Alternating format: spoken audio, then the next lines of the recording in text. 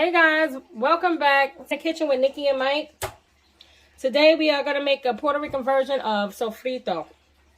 Alright, sofrito is a cooking base that a lot of Latin people use. There's different variations depending on where you live geographically in the world. Make plenty of different meals with stews.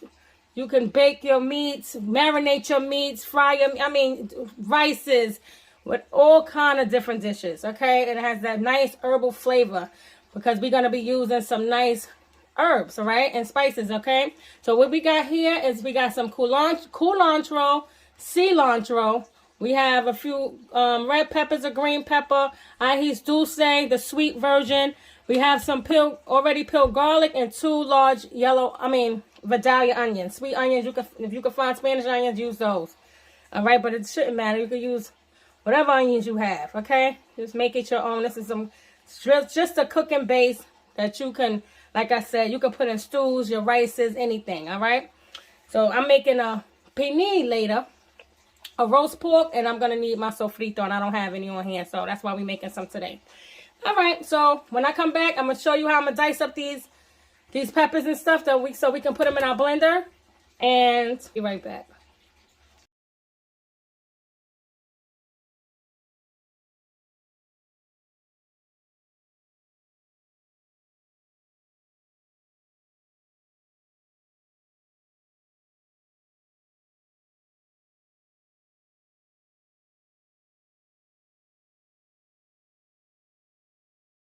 And cut up all the vegetables and stuff. So I'm gonna go ahead and put them in the Ninja, and that's about it. So let's get rolling.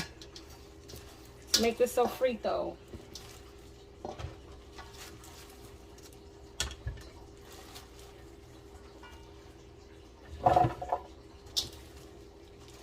Onions. I might not put all of this in there because I could use some more garlic. All right, so let's see how it come out.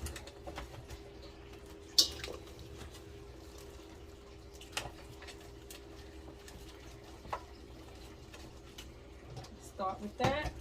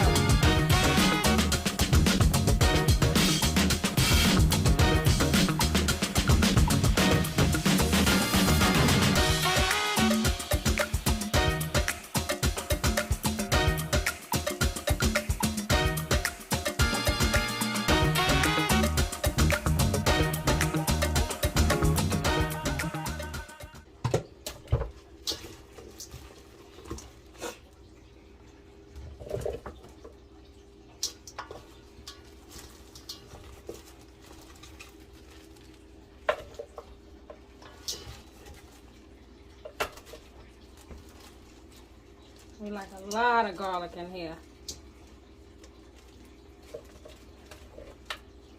I don't put any oil or any seasoning, any salt, but some people like it like that. I don't need any olive oil, any salt. Sometimes you may need to put a little something to help your blender, but I think the blender's doing okay.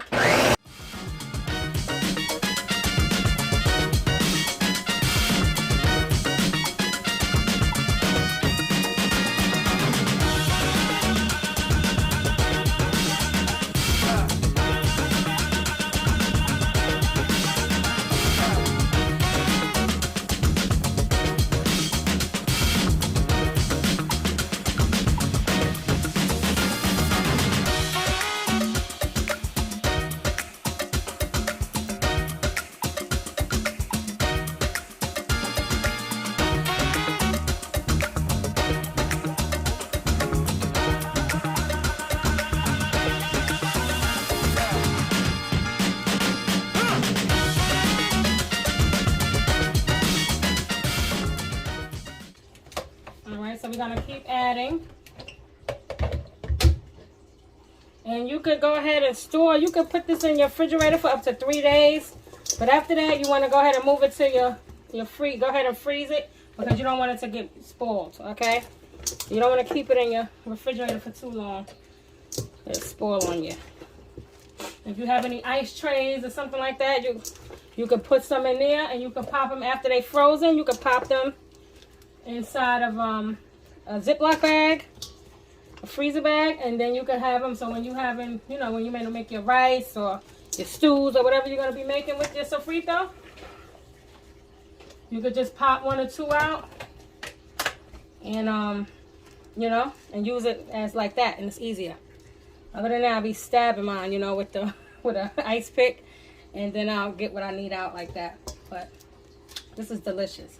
So let's go ahead and finish posting.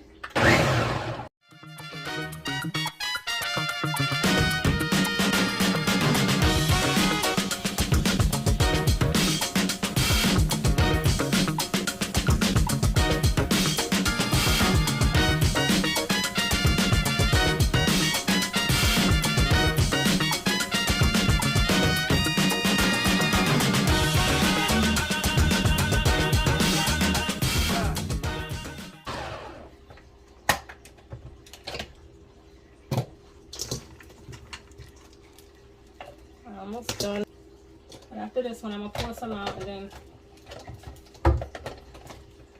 and then I'll add the rest. I'm pretty much done. So I thought I needed more garlic. I have enough.